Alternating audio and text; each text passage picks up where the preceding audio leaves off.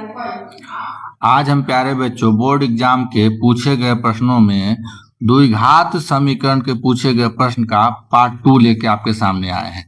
Part 2 मेरे channel पर पड़ा है, आप जाके देखिए। आज हम पार्ट 2 लेके आए हैं। तो चलिए हम कुछ प्रश्न से हम देखेंगे कि कैसा कैसा एग्जाम में प्रश्न पूछता है। पहला प्रश्न है कि रैखिक समीकरण आपको दे दिया है, ये हिसाब से पूरा आलेखीय निरूपण यदि समानांतर रेखाएं हो तो। अब इसमें से आपको कह रहा है कौन सा ऑप्शन होगा, तो समानांतर रेखा पर आप गौर कीजिए। क्या है समानांतर रेखा? अब हम इसको समानांतर रेखा को एनालिसिस करेंगे आपके सामने। चलिए ठीक है। तो समानांतर रेखा मतलब एक रेखा तो ऐसे गया और दूसरा रेखा ठीक इसके पैरेलल ही चला गया, इसी को हम बोलते हैं समानांतर रेखा। तो ये रेखा एक दूसरे को कहीं भी प्रतिच्छेद नहीं कर रहा है, यानी कहीं भी टच नहीं कर रहा है, कहीं भी काट नहीं रहा है। इसका मतलब इसका कोई हल नहीं होगा। हमने पढ़ा है कि समानांतर रेखा अगर एक दूसरे को कहीं भी कट नहीं कर रहा है तो कोई भी हल नहीं होता है। तो कोई भी हल नहीं होगा, इसका सूत्र क्या होता है, यानी फॉर्मूला क्या होता है द्विघात समीकरण में? a1 बट्टे a2 बराबर b1 बट्टे b2 बराबर नहीं c1 बट्टे c2 के होता है। तो ये ऑप्शन नंबर कितना में है? ऑप्शन नंबर सी में है। चलिए वहीं हम और कुछ एनालिसिस कर लेते हैं। ऑप्शन ए बी को भी एनालिसिस कर लेते हैं। थोड़ा सा टाइम दीजिएगा बच्चों, आपको सीखने को तो मिलेगा ही मिलेगा कुछ। चलिए, और जिस बच्चों को लगता है तो वो स्किप करके आगे बढ़ के देखिए। अब यहाँ है क्वेश्चन में दिया है कि a1 बट्टे b2 और सॉरी a1 बट्टे a2 बराबर नहीं, यहाँ पर दिया है क्या है? बराबर नहीं दिया गया है b1 बट्टे b2 के। इसका क्या मतलब होता है?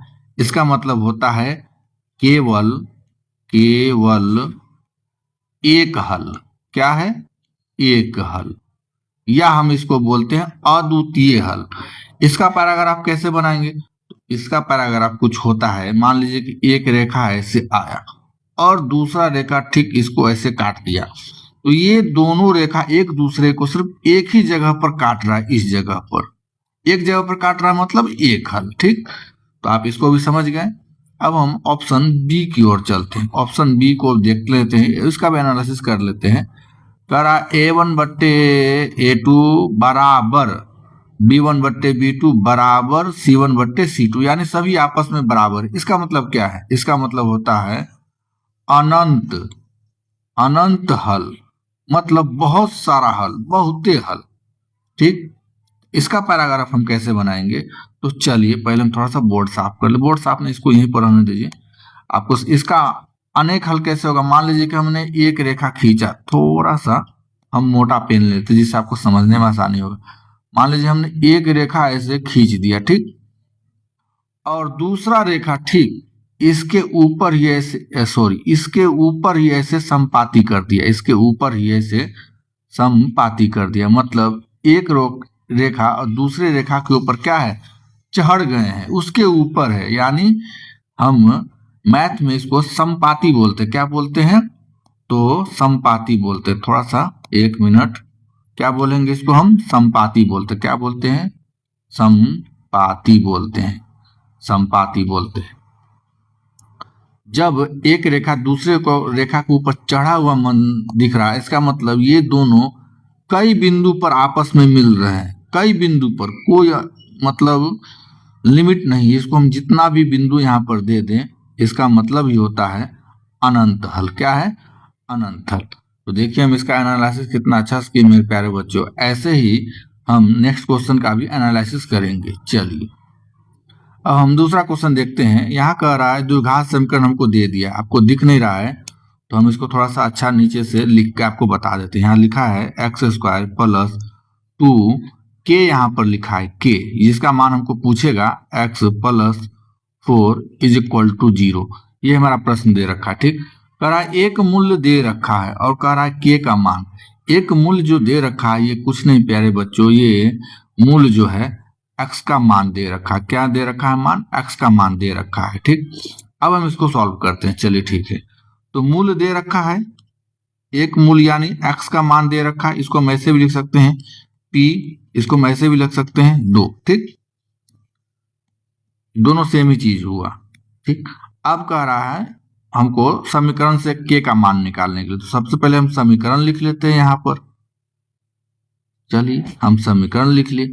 अब हम यानी x का जो मान है ये पुट करेंगे इस पर और हमारा मान निकल के आ जाएगा। चलिए x का यहाँ पर x रखेंगे, x का स्क्वायर है तो x का वैल्यू पुट करेंगे 2, इसका स्क्वायर प्लस 2 गुने k, इसका तो मान हमको पूछ रहा है, गुने x का मान कितना पुट करेंगे 2 प्लस 4 बराबर 0।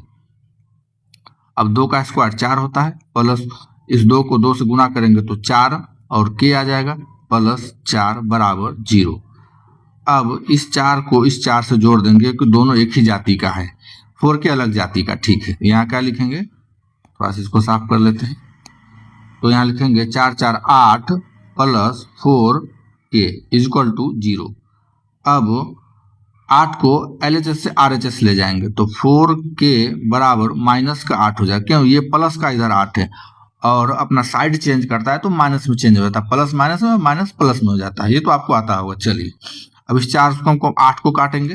ठीक, सॉरी यहाँ माइनस 8, 8 काट दिए तो क्या निकल के आ गया मेरा प्यारे बच्चों आंसर, तो k का मान निकल के आ गया माइनस का 2 आ गया, k का मान निकल के माइनस का 2 आ गया। तो k का मान क्या निकल के आ गया, माइनस का 2। अब हम देखेंगे ऑप्शन नंबर कितना में, तो ऑप्शन नंबर थोड़ा सा इसको साफ कर लेते हैं। तो ऑप्शन नंबर बी में आपको दिया गया है। देखिए हम कितना अच्छा सा एनालिसिस किए। चलिए हम नेक्स्ट क्वेश्चन की ओर चलते हैं और इसका भी एनालिसिस करेंगे। ये क्वेश्चन थोड़ा इजी टू मॉडरेट है, आपको समझने में थोड़ा सा परेशानी होगा, लेकिन हम ऐसा परेशानी आपको झेलने नहीं देंगे।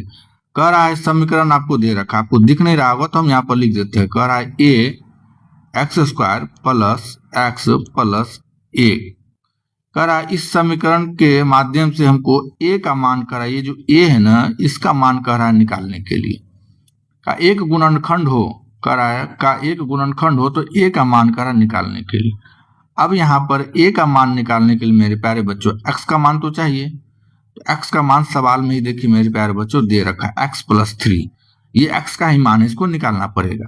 क्या दे रखा है, x प्लस 3, तो हम इसको x का मान निकालेंगे, इसको इजिकल टू 0 कर देते। ठीक, अब x बराबर क्या करेंगे, ये प्लस का 3 वो साइड जाके माइनस का 3 हो जाएगा, तो x का मान निकल के आ गया -3। अब हम इस सवाल में इसको पुट करेंगे, जो हमारा समीकरण दे रखा है जो घात समीकरण, अब इस x का मान इसमें समीकरण में पुट करेंगे। चलिए बराबर 0 लिखेंगे, तभी तो a का मान आएगा ना, बराबर 0 कर देते हैं। चलिए अब a का मान कितना है, तो -3, तो -3 लिखेंगे। सॉरी a का मान नहीं, सॉरी a का मान नहीं, x का मान। तो a का तो मान निकालना है हमको, क्योंकि a का मान पूछ रखा है, गुने x का मान कितना दे रखा है, -3, तो -3 का स्क्वायर किए प्लस, अब कह रहा है x का मान लिखने के लिए, तो x का मान क्या है, -3 है। ठीक है, प्लस ये समीकरण का 1 है बराबर 0। अब इसको सॉल्व करेंगे, a का a रहने देते हैं, गुना -3 का स्क्वायर करेंगे तो 9 आ जाता है, प्लस, अब यहाँ प्लस देंगे माइनस देंगे तो प्लस और माइनस मिलकर माइनस होता है, क्या होता है, माइनस होता है, तो हम यहाँ पर माइनस देते हैं, -3 प्लस का 1, ये वाला प्लस का 1 बराबर 0। अब इसको आगे सोल्व करें, ये 9a हो गया, तो 9a तो 9a लिख सकते हैं, -3 और ये प्लस का 1 दोनों मिलके क्या हो जाएगा, -3 और +1 दोनों को हम जोड़ेंगे तो क्या आ जाएगा, -2 आ जाएगा बराबर 0।